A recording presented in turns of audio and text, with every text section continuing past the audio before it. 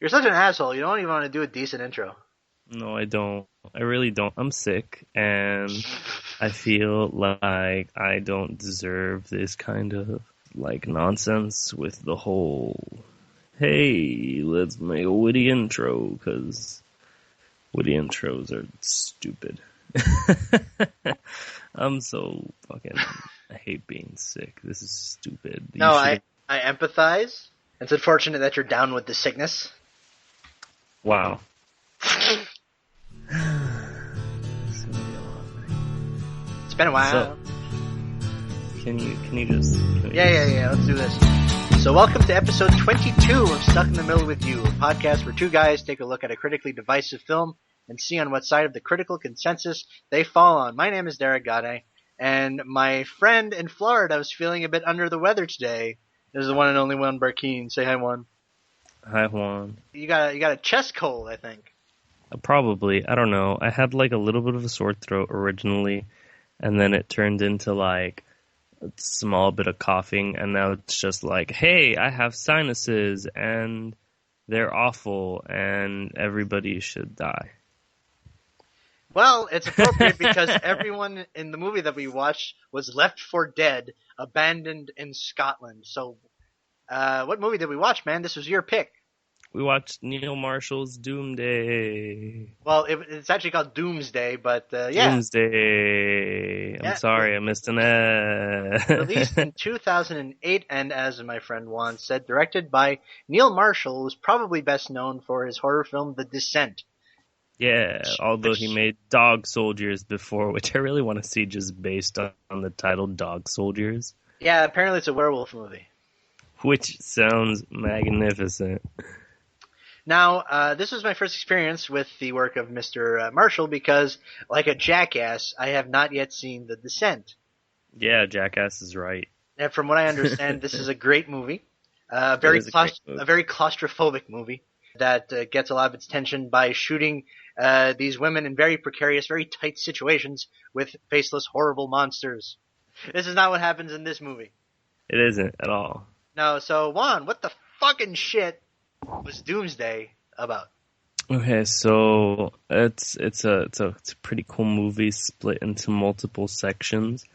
But it basically starts off that later on whether or not it was cool, but yeah, whatever. Continue. It basically starts off with like a virus spreading through humanity and the government being like, oh, we're gonna make this giant fucking super cool double door wall and then we're gonna seal it shut with heat and whatnot. And heat? We're just gonna Do you mean welding? Yes, that's the word I'm looking for. Jesus. We're just gonna blast hair dryers at this gigantic foot-wide steel door and hope that it stays shut. Hope that the miscreants that are infected stay inside Scotland. So yeah. Does anybody have any curling irons? Shut the fuck up. At the last minute of some very spicy food. Fuck you. At the last minute of this place being sealed off, this one woman gives her daughter to the army, and whatever. She gets her eye shot out originally, which leads to her having a very cool eye implant that she can take out and spin around. What? Which leads to her becoming Snake Plissken from Escape from New York. Yeah, basically. Which, like, who cares? Because that's awesome. I care, and we'll explain in a second. I know, because you're gonna bitch about everything. Whatever. Anyway, so yeah, fast forward, 20 some odd years? It was, it's gotta be like 25 or 30 years. Yeah, I want to say like 20 to 30, somewhere like that. And there have apparently been sightings of victims of the virus in the other place for like the last 3 years, and now the virus is spreading within the community that has been sealed off. So what does the government do? Send the army send a task force basically into the isolated location to find a cure, because obviously if there's people, there has to be a cure. Yes, it's the basic gist of it. I don't want to sell this movie short, although I invariably will. Yeah. This movie kind of starts off as like 28 Days Later adjacent. A bit. Well, it starts off as like most virus movie adjacent. Like, then segues into being a Escape from New York adjace, and then ends with being like a Mad Max adjace. And then ends up being like a Gladiator. Yeah, with like a smattering of like and then Mad Max again. Yeah, there's like this becomes basically a Knight's Tale for 15 minutes. Yeah, more or less.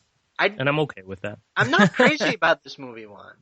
I know you're not, which I don't entirely understand why, frankly. Well, we've had this discussion about like drawing from other sources and creating an original or a not so original work before. Yeah, we've had this discussion, but here's the thing with things that are like very derivative. And this thing doesn't do itself any favors by sort of like wink wink naming some of their characters Carpenter and Miller. Carpenter and Miller. I laughed so hard the second I saw that. I think it's very obvious in our previous episodes that I don't find that shit cute. I don't find that shit funny, and I don't find that shit constructive to a good movie. You're so boring. But let's get down to brass tacks. This is a highly derivative film. It feels like a 28 Days Later, but mostly derivative from the works of one John Carpenter. Because when it's not ripping off Escape from New York, it's and George Miller too. And George Miller, but a lot of John Carpenter's DNA is in this. Yeah, and there is. It's not like almost directly ripping off Escape from New York. It's ripping off Assault on Precinct 13. Would you say it's ripping it off, or would you say it's like, I wouldn't say lovingly pulling from it, but like, I don't know. I wouldn't see. Here's the thing: I wouldn't have so much of a problem with it if there was like anything else there. This is Escape from New York with a female Snake Plissken, but with like knights and cannibal punks, which on paper sounds really dope. Don't get me wrong. But it is dope. But here's the thing with Neil Marshall's direction in this film. So far as I understand, The Descent is a very claustrophobic film. Disgustingly so. It occupies itself in very, very, very small spaces. Okay? Yes. This movie exists a lot in expanse. It exists out in the open. And Neil Marshall is not quite as comfortable in the outside, and he's not really that much comfortable with having a lot of money to work with. Because he got himself like 17 cameras, he got himself all sorts of fancy rigs, and all it does at the end of the day is make the footage look cutty and confusing. But I don't think it makes it confusing. Nothing about the action scenes are confusing. Yes, I will admit to you that they are choppy. Like, there is a lot of cutting in the action. To the point of illegibility. No, I disagree. As far as like where the body movement is concerned and like the pacing of the scene and the action that's going on, that's being filmed, it kills momentum and robs like clarity and legibility. I wholeheartedly disagree. And just for like basic shit, like a sword fight doesn't need 7 cuts when you clang a sword. A car flip doesn't need 17 different angles. It doesn't need it, but I don't think it makes it bad. It makes it worse. I don't think, but see, like that, by like assuming that point of view, you're essentially implying like the only good action is action that doesn't have a lot of cuts, and I don't agree with that. It's not, like, here's the thing. Let's talk about a movie I know we both saw. Let's talk about The Assassin. Oh, God, fuck The Assassin. Listen. No, I'm not gonna say fuck The Assassin. Well, you just did. No, I'm not gonna speak ill, because everyone's gonna be like, oh, I didn't like The Assassin. There are action scenes in The Assassin. No, there aren't. There are scenes that pretend to be action scenes. There are martial arts sequences. No, they're not. No, they're not. No, like the fight in the birch forest, man. What, the one that was shot from like a mile away in the forest and vaguely shrouded in the distance? Listen, I will take a fight scene that's shot in a wide master where I can see exactly where two people are and what they're doing than something that's been passed through the fucking shredder grinder. Listen, like, why can't we I will go both? on record. I will go on record and say that the slow but clear martial arts sequences in The Assassin are 1,000,000 times better than the bursts of action in Doomsday. I don't agree. Because there's something to be said about geographical clarity. There's something to be said about pacing. And some people can do quick cutting to convey action well. We're talking about Tony Scott. We're talking about Michael Mann. We're talking about Neil Marshall here. He's not one of those guys. But He doesn't have the sort of rhythmic, impressionistic sense that a Scott or a Mann has. Okay, I mean, I don't disagree with you that both of these people are better. But at the same time, I don't think he's bad at what he does. I feel like it worked out perfectly fine. And I feel like this style even translates a little better to television work that he went to shortly after this and his follow-up, which I haven't seen. Well, guess what, Jack? This wasn't a TV show. This is a movie. Yeah, but okay, why can't they cross over in certain ways? Well, listen, I mean, in your defense, a cutty, crappy action scene would be equally as bad in a movie than on TV. But it's not a crappy action scene. They're perfectly fine action scenes. They keep momentum pretty well. Like, the pacing in this movie is pretty stellar. It doesn't feel like it's an hour and 50 minutes at all. It feels. I will say that I agree with that. There's a kind of barreling momentum that this movie has that's definitely in its favor. But lots of dumbass action movies have barreling forward action. 12 Rounds with John Cena has a lot of barreling forward action. That's a dumb movie. But it has the saving grace of just being very lithe, which this movie has as well. The biggest mistake of this film is that it's way overproduced. I think he could have done better on a lower budget, but at the same time, I also really like the fact that he was able to create a multitude of worlds within one world, which is what I'd like to segue into right now because you disagree with me here. I do. But, okay, so essentially the movie is split off into like a bajillion different, not a bajillion, okay, like multiple, yeah. No, there's like technically more than three because there's like it depends on what movie it's pulling from at the time being. Sorry, God, fuck you. Don't Monty Python me. You shit. Yes, get on with it! Okay, so it starts off with this military modern day city scenario. It starts off like Escape from New York. Let's just say it's literally the beginning of Escape from New York. Yeah, like everything about the aesthetic is straight up Escape from New York. There's nothing different. It also like right down to the hero with an eye patch and a black tank top. Yeah, it could also very much go like hand in hand with like stylistically speaking a lot of like Paul W.S. Anderson films. I would object to this because Paul W.S. Anderson has compositional chops and a sense with scale that Neil Marshall does not have. I'm sorry. Okay, I'm not going to disagree with you there, but I think speaking just like solely production value. No, because even at that, they're very similar. No, I mean, I'm sorry. The opening of this movie, like with the modern day city and plotting, like everything about it, can very much echo a lot of what Paul W.S. Anderson did in like the first Resident Evil, arguably. Sure, but there's like a pulpiness and a meticulousness in the way that Paul W.S. Anderson constructs that shit that is completely absent here because what Doomsday is hollow pastiche. It is not hollow pastiche.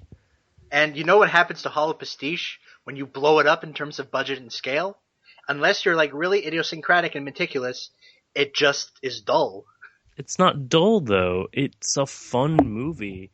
So much about this movie is so entertaining. But anyway, we move from this scenario to the very Mad Max-like post-apoc universe. Yeah, it's like a melding of the first three Mad Max movies.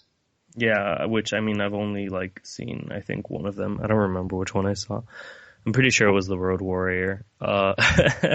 Like, you've got an army of cannibal punks who are all survivors of the initial virus in Scotland, and society has devolved. The movie is very, very clear to say that there are rapings. It is very insistent on the fact that there's rape going on. But they never show any. No, they never show any, but it definitely did happen. Yeah, but like, I mean, okay, like most post-apocalyptic movies are very clear about the fact that there's rape going on. But like most of them actually show it and I appreciate that this one didn't. No, but it does have your fair amount of gratuitous nudity though. Well, no, not gratuitous nudity. There's only like one like nude shot, but there's like a lot of like ass and fishnets and like panties. Literal tits and literal asses. Yeah, but like, okay, there's not a ton. There's a little bit, but you know what there's a ton of though? What? There's a lot of viscera. There's a lot of goo in this movie. There really is. Okay, so my favorite part of this movie is just like, you don't see this much spatter in any bigger production. And I think the word you're looking for though is splatter with an L. Well, no, blood. I mean, you can use spatter or splatter. I feel like they're because splatter conveys like guts. Spatter just involves just there's a little blood here. Splatter implies okay. like, Fair point. Splatter, whatever. There's like gore. A lot of it is practical, which I do appreciate.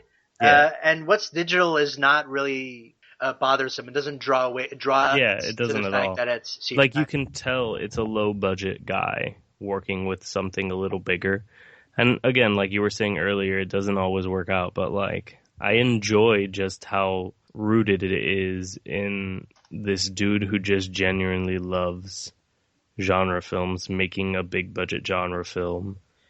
I mean, here's the thing. I mean, we've talked on the pod before about this kind of movie where it's like pastiche and homage, and you need more than just a love of the movies for it to like. It used to be enough, you know. Back when I first started watching these sort of second level movies, like these like first generation Xeroxes of genre movies, I'm like, right on.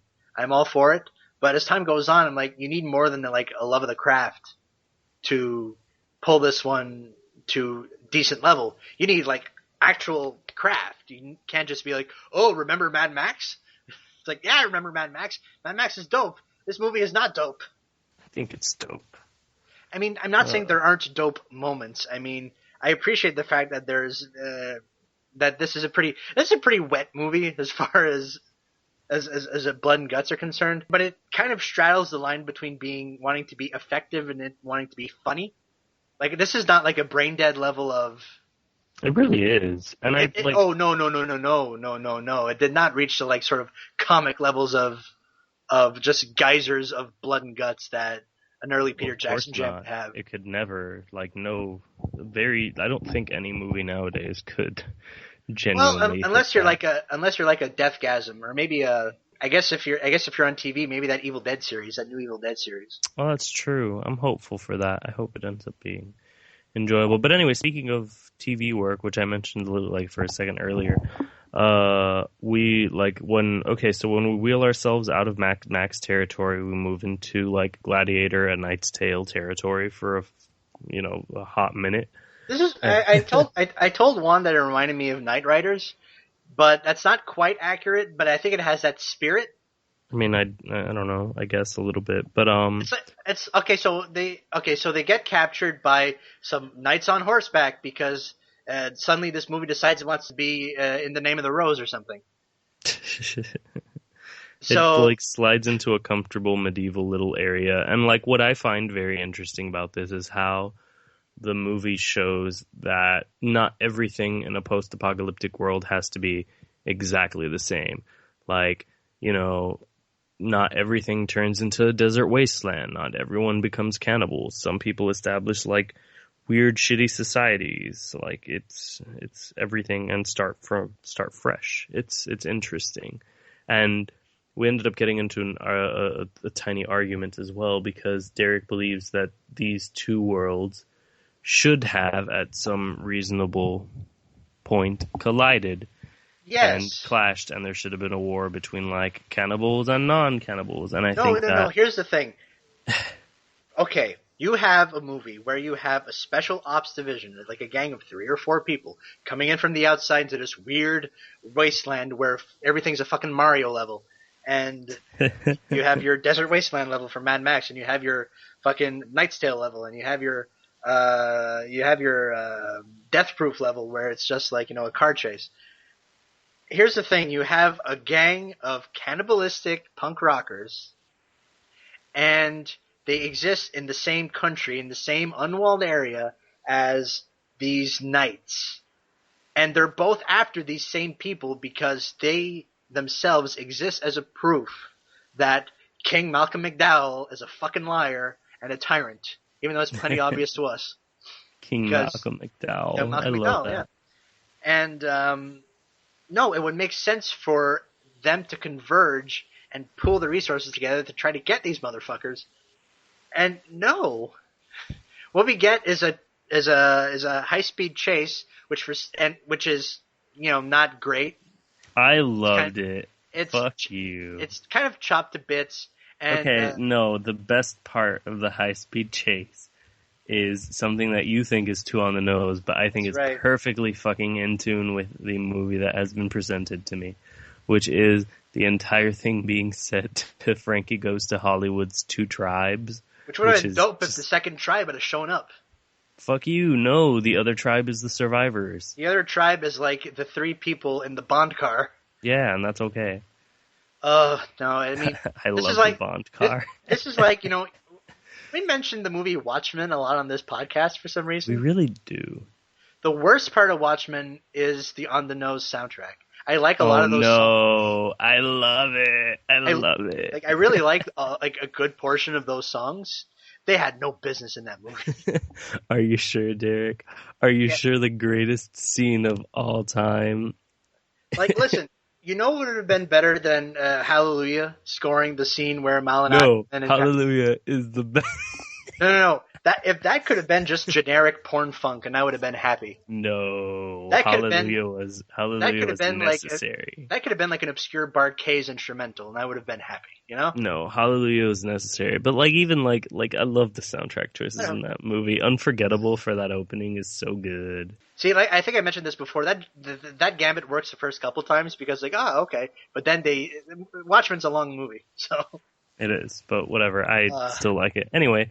It pissed me off that these universes mixed like water and oil, that they didn't have any business with each other, which is insane.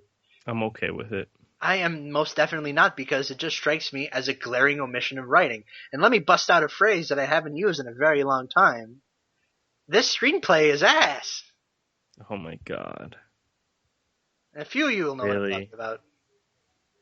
Really? We're going to go with screenplay's ass? Yeah, the dialogue was not very good, and there's the major missed opportunity of having the entire world, had the knights entered the chase on horseback, that would have made it like a million times better. That and less coverage. I see. So here's my thing about I want to pitch this to you really quickly. I want to say two things about coverage. One thing about coverage. If you're doing a talkie movie, use 3 cameras. If you're doing a big ass action movie, use 3 cameras and use 1 take. Okay. You were saying? Do wild action movies necessarily need to have good dialogue? Good? Discuss. No. Memorable? Yes, because bad dialogue can be good. This was just flat. This was just kind of lame. This was like... it's serviceable. It's not bad. It's like Quippy McGee's first action movie dialogue class. I'm gonna I'm gonna trademark the name Quippy McGee. Okay, I'm so glad. But no, I mean, and this kind of fits in with a more general thing about movies that are ostensibly ripoffs, or if we're going to use a nicer term, emulate heavily a certain kind of film, is that you've got to have a kind of scrappiness or a kind of idiosyncrasy or something that elevates you above the level of mere remake, or mere ripoff rather, because otherwise you're just hollow pastiche. So what would you have to have? Either A, visuals, B, script, something, anything. Because if we're gonna go on script alone, then I could dial this back and go to Beyond the Black Rainbow and be like, well, this movie's a piece of shit because it has no script. This movie has no script, I will say that, but it is. No, it's visually memorable. But here's the thing though with Beyond the Black Rainbow is that it dilutes those influences just enough for it not to be just a straight ripoff of something else. Because as you're watching Beyond the Black Rainbow, you're getting some Carpenter vibes, some Kubrick vibes, some Argento vibes, whatever it may Everybody be. vibes. When you're watching Doomsday, right off the bat, you're like, fuck, I'd rather be watching Escape from New York. Because it's just Escape from New York.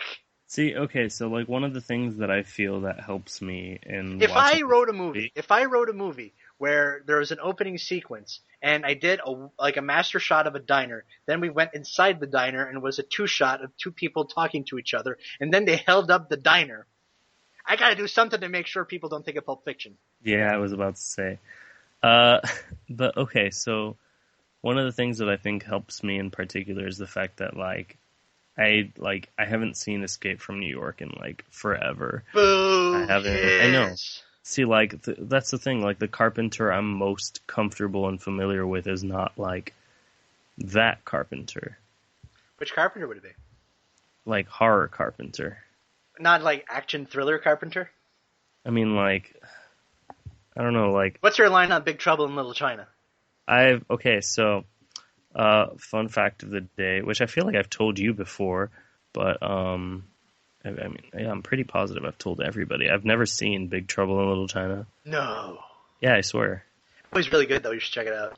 Yeah, I know, everybody says so, and Michelle's always like, I love Kim Cattrall in Big Trouble in Little China, and everyone else is like, Kim Cattrall's so bad in Big Trouble in Little China. She's pretty bad in Big Trouble in Little China. I know, but I'm kind of We've had this discussion once before, once upon a time. Yeah, exactly. But the Carpenter I'm most comfortable and familiar with is, The Thing, Halloween, The Fog, even technically In the Mouth of Madness, which I fucking think is magnificent and totally underrated. I guess that's the problem with just emulating someone who's really fucking good at their job. John Carpenter is such a master, and George Miller is such a master that any impersonation just looks kind of. But see, that's another thing for me. The only George Millers I've seen are non-Mad Max movies and 2 out of 4 Mad Max movies, and I barely remember one of them. Yeah, this movie doesn't exactly rip off Lorenzo's Oil or anything. Yeah, exactly. It's not Babe Pig in the City. Exactly. It's not Happy Feet. Here's the thing, though. If it were, I don't think this movie would have pulled it off. Because what if, from what I haven't seen Babe Pig in the City. But, what? Or a dead How have you not seen Babe Pig in the City? I don't know. Maybe I saw it when I was a kid and I've forgotten that I've seen it, but I don't remember having seen it. Dude, you should. But from what I understand, that movie happens in a nightmarish hellscape of a city that combines 7 cities, right? Wait, what? Babe? Babe 2. No, I don't remember Babe. Oh, wait. Hold on, which Babe did he make? The first one or the second one? He directed the second one. He only wrote the first one. Okay, that's right. Shit. Hold on, I'm trying to think. Because my brain is mixing up Babe movies. There's only 2, so... I know, but There's one that was shot by the dude who shot Lord of the Rings, and the other one is in a fucking industrial nightmare. I mean, I remember it being I don't want to say a big city, but a mishmash of 7 cities, you said? Yeah, there's bits of New York and there's bits of Sydney and whatever. I mean, I feel I wasn't nearly aware enough when I saw this movie the last time that could be. to All I'm saying is that whatever. It's no Witches of Eastwick either. It's no fuck, what else did George Miller direct? That Twilight Zone segment, which is the right. best segment in Twilight Zone. I love that he's so good. John Lithgow is so good in it too. But yeah, my point is when you emulate someone who is a very precise craftsman, you're never going to be as good as that person. You have to have something to sort of take the weight of expectations off, and this movie didn't bother. But that said, I think this movie is a perfect showcase of why he has become a good TV director, because he has learned how to emulate other people, and he has learned how to bring that into bring his own style mixed in with those people's styles. What is his style? His style is second-rate John Carpenter. I mean, second-rate John Carpenter. You're so mean. Well, I mean, I say that no, obviously. This is my only evidence. You say that, yeah, seeing one fucking movie. No, I actually think his Hannibal episode in particular, it's the introduction to Red Dragon. So the entire first half of season 3 is essentially, or more than half of season 3 is essentially just Vincenzo Natali and the other directors just ripping straight from like pure Italian cinema. Like that's all it is. Like it's shameless about it.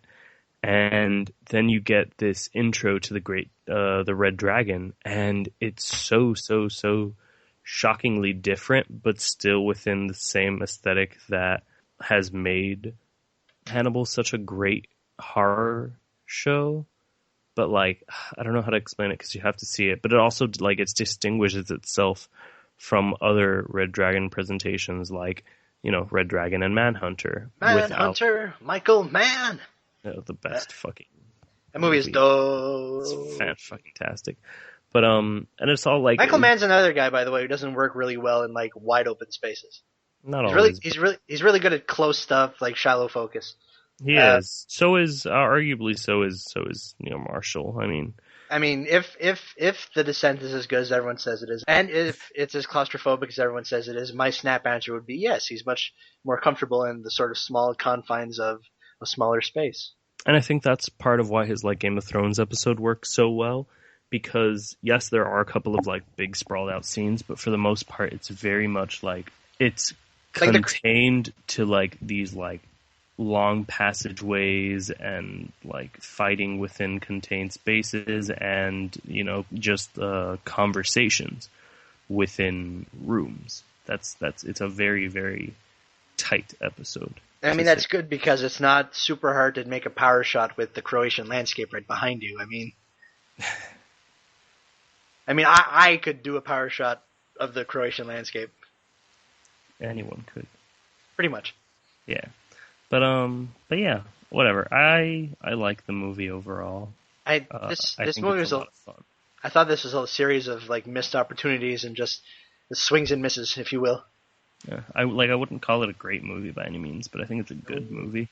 It's a step down from The Descent, but it's an interesting look at how he transitioned into working on television and particularly working in procedural shows at one point. It sounds like we're already here, so we might as well, go with a final judgment. Yeah, I figured we were about done. We'd gone through most of the plot and whatnot. Yeah. I really want to say I wish the actress of this was in more things because I really like her. Rona Mitra? Yeah, she has a nice face. And she's probably the best thing about this movie. She really is. No, that's not true. The face makeup on that one girl who gets her head chopped off is awesome. Well, if by awesome you mean tacky as shit, sure, but okay. That's just a matter of taste. It is a matter of taste. Whatever. Anyway, yeah. So I give it a fresh. You give it a rotten. I give it a rotten. I mean, this I keep imagining the $5 million version of this directed by someone else, which is never a good sign. Okay, well, I imagine this version, which I like. No, this is clearly a movie that had too much money, because this would have thrived as a lower budget picture, as a lower budget genre movie. And I think it could have been better, but here's the thing: this movie could have just been them going in the wall and them coming out. We could have kept the frame story, but we didn't need all of that. There's a lot of bloat in this movie, I find. I guess. And it's kind of toothless as a political allegory too. It's oh, the government is bad. It's okay, well, it sure. doesn't necessarily try to be that. It invariably has to be, because every movie is political, right? Yeah. Even apolitical movies are political. And, yes. Movies with sniveling leaders of state who are we have to make tough decisions that are best for the long haul, which end up being completely and totally wrong. Get in line. What's next? Give me another. Moving on. It's recommendation time. And I think it's my turn to go first. Go ahead. I am going to recommend a movie from the late 80s starring Bob Hoskins, who's also in this movie. It's called Who Framed Roger Rabbit. Oh, that's a good choice. Who Framed Roger Rabbit, directed by Robert Zemeckis and Richard Williams in the animated sequences. This movie is awesome movie. This movie is almost 30 years old. Probably still the best example of live action melding with cartoons. It is the best example. There's no doubt about it at all. It is a colorful, whacked out toon noir. Christopher Lloyd's in it. Great performance by Christopher Lloyd in this movie. Absolutely. It's just straight up the best. It's a really good movie. I'm sure you've seen this one when you were a kid. Go back and watch it. You'll be surprised how well it holds up. Who Framed Roger Rabbit? I actually saw it on 35mm recently. You lucky dog. Yeah, there were like 2 scenes just straight up missing from the reel though. It was like by far one of like the most like the messiest films I've ever seen on 35. Like a dirty print or like yeah, like a really fucked up print. Like but it was more fun that way, almost.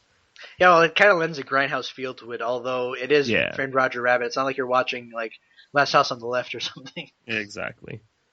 But yeah, Who Framed Roger Rabbit? That movie is great, and you should rewatch it. Because you've probably already watched it.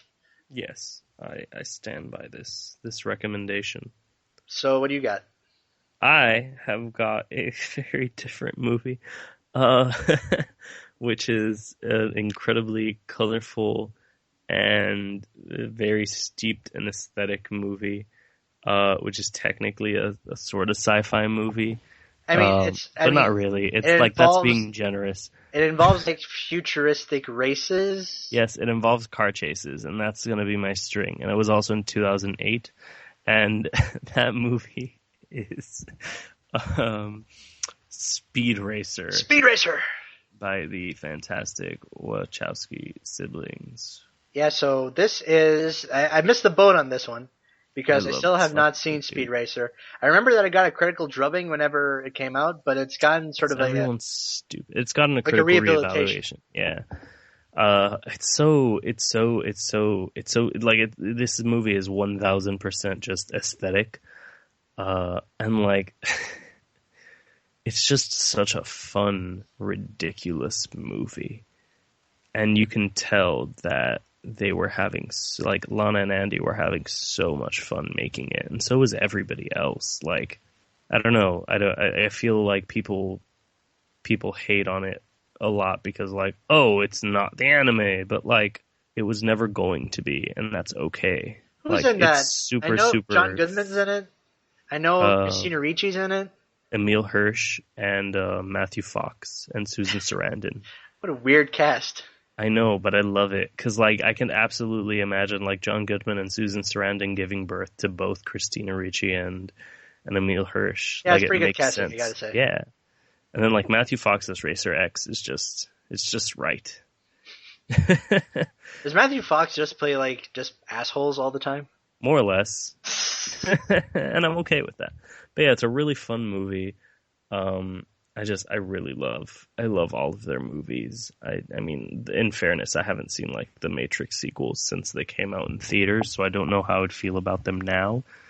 But my feeling is that they would be not great, but okay. Yeah, if I rewatch them, like I'm pretty sure I'm not gonna like them, which is why I'll do it eventually. But I love everything they do, especially their new series Sense8, which is fantastic and finally got a season. That's right, that's them. Excited. But yeah, so that's Speed Racer is my recommendation for the week. So a couple of very colorful, very weird movies. Yup. So we got a movie to watch for the show in 2 weeks. Oh my god, what's the movie to watch for next week? It's time to get classy up in this joint, my friend. Oh my god, that's amazing. We are going to watch a movie by a bona fide all-time auteur. We're going to watch a Jean-Luc Godard movie on the pod, man. Oh my god, that's amazing. Yep. We are going to watch Jean-Luc Godard's Sympathy for the Devil, his documentary following the Rolling Stones, which was released in 1968. If you're interested in our long-form film criticism, you can go to our website, Dim the House Lights, which is at dimthehouselights.com. There you'll find both of our long-form work, along with the work of several other writers, including Michelle Arf, Chris Mello, Ross Burks, and Carl Harris. You can find us both on Twitter and Letterboxd. I'm at both places at Derek_G. Juan's at both places at Whoa, It's Juanito. That's WOAH, It's Juanito altogether. If you're interested in this pod specifically, our website is at sitmwipodcast.tumblr.com. There you'll find our archives, our link to our iTunes show page, our RSS feed, links to our Twitters, our Letterboxd account. You can also find Juan's work at the Miami New Times. You can find my work at my portfolio blog, which is MontrealSchlockCity.com. That's Montreal, SCHLOCK City.com. Got anything else, man? No, that's all. Thanks All for right. coming, everybody. Thanks for listening to our show, and we will see you in 2 weeks. Woo.